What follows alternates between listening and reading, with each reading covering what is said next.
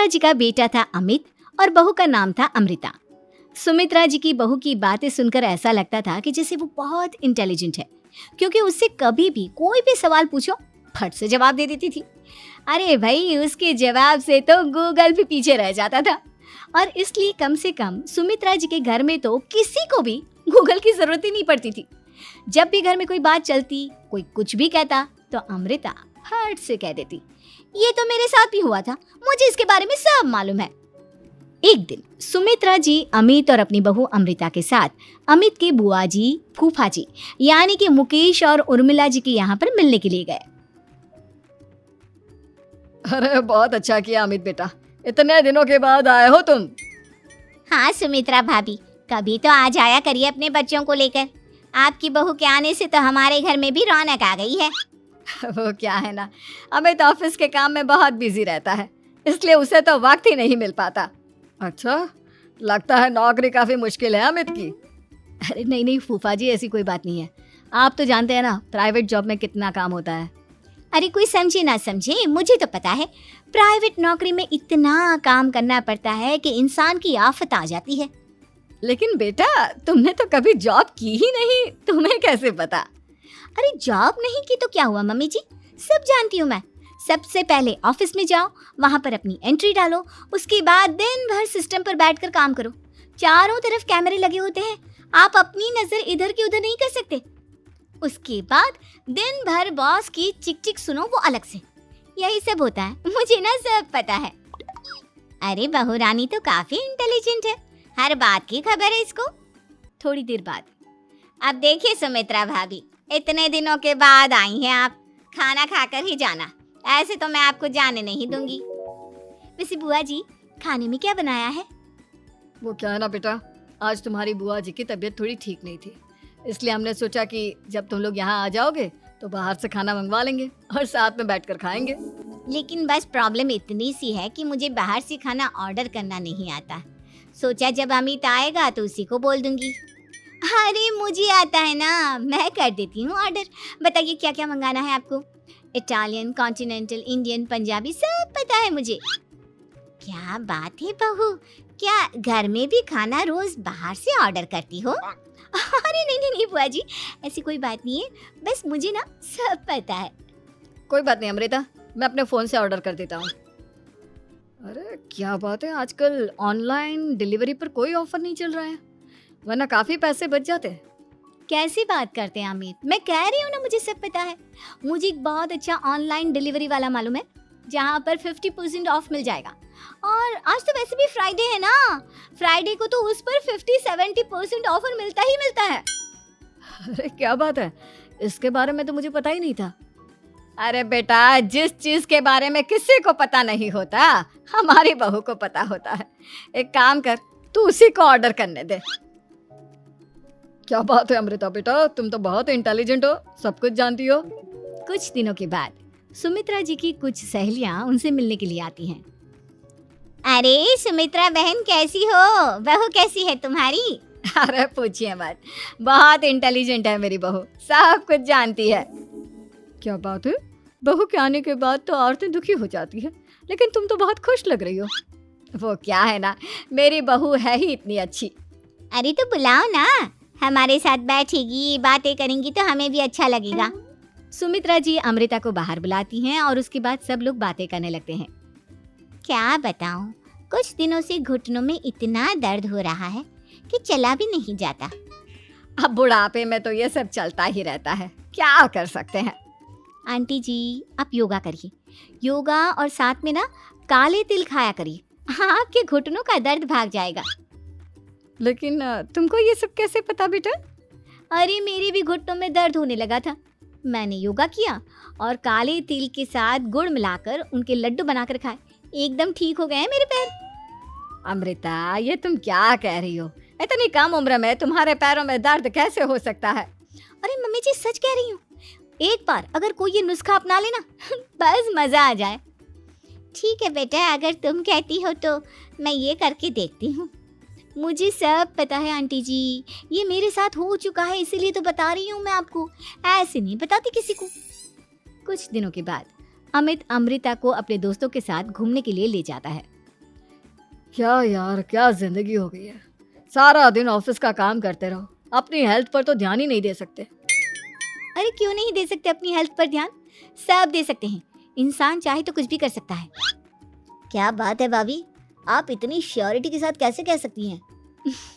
अरे आजकल ना एक से एक एप्लीकेशन है मार्केट में, और जानते हैं उसमें कुछ एक्सरसाइज तो ऐसी बताते हैं जिन्हें आप अपने ऑफिस में बैठे बैठे, मेरा मतलब लैपटॉप पर काम करते करते भी कर सकते हैं।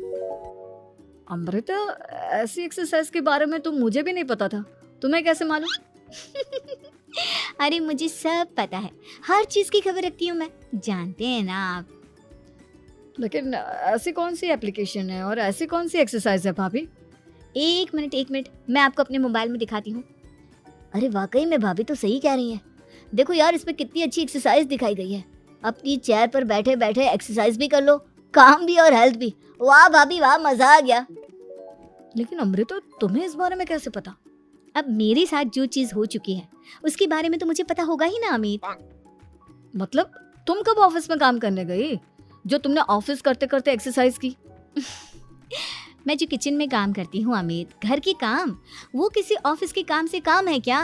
बस मैं भी वो सब करते करते इनमें से कुछ एक्सरसाइज ट्राई कर लेती हूँ, इसीलिए मुझे सब पता है। सही है यार, तुम तो बहुत इंटेलिजेंट हो। कुछ दिनों के बाद, ये क्या है?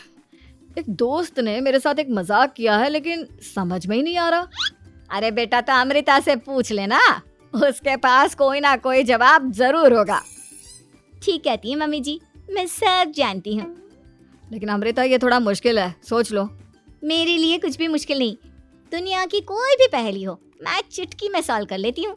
अच्छा ठीक है, देखो मेरे दोस्त ने मुझे एक खाली पेपर दिया है और कहा है कि इस पर उसने मेरे लिए कुछ मैसेज लिखा है।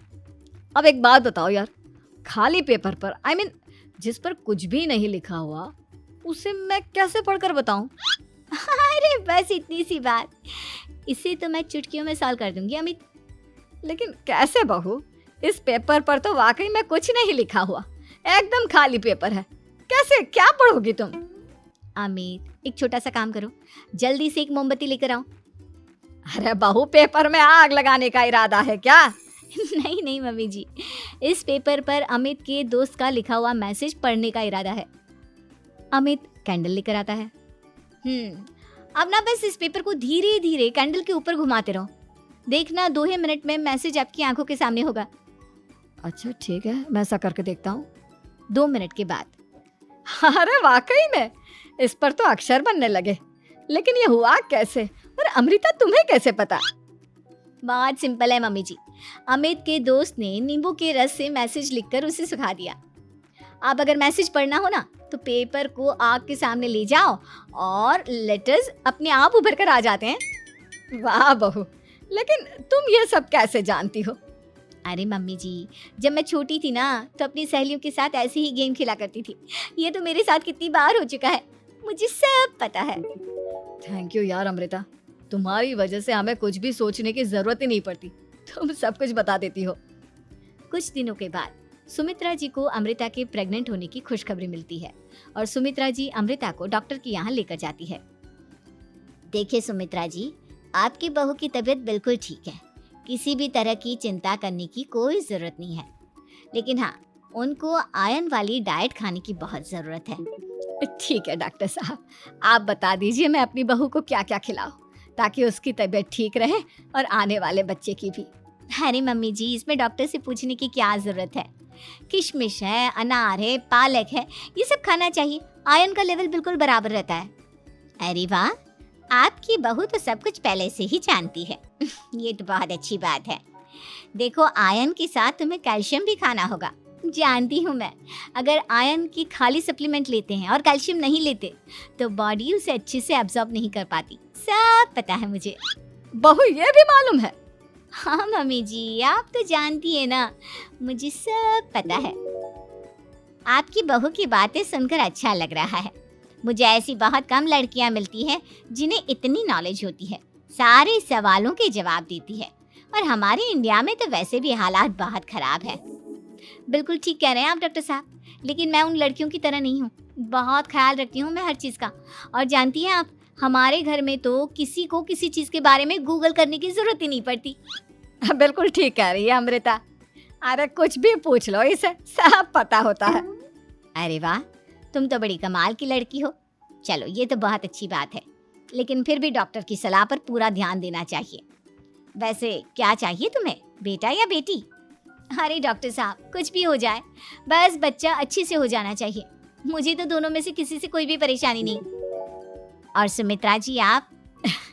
डॉक्टर मैडम, मुझे तो लड़के और लड़की में कभी भेद करने की आदत ही नहीं है। पोता आए या पोती, मेरे लिए तो दोनों एक बराबर है। सुनकर अच्छा लगा। वैसे आप जानती हैं, हमारे यहाँ पर तो लोगों को बड़ी बेचैनी रहती है ये जानने की कि पेट में लड़का है या लड़की, लेकिन विदेशों में ऐसा नहीं होता। हाँ, वहाँ पर तो सब कुछ पहले से ही बता देते हैं ना। ये भी कोई बात हुई भला? लेकिन तुम्हें कैसे पता कि वहां पर सब कुछ पहले ही बता देते हैं? अच्छा हाँ हाँ, तुम तो सब कुछ पहले से ही जानती हो ना, तुम्हारे साथ तो सब कुछ पहले से ही हो चुका होता है। नहीं नहीं मम्मी जी, ये तो मेरे साथ पहली बार हो रहा है, इसलिए मैं ये डायलॉग नहीं बोल सकती। अमृता की बात सुनकर सुमित्रा और डॉक्टर दोनों हंसने लगते हैं।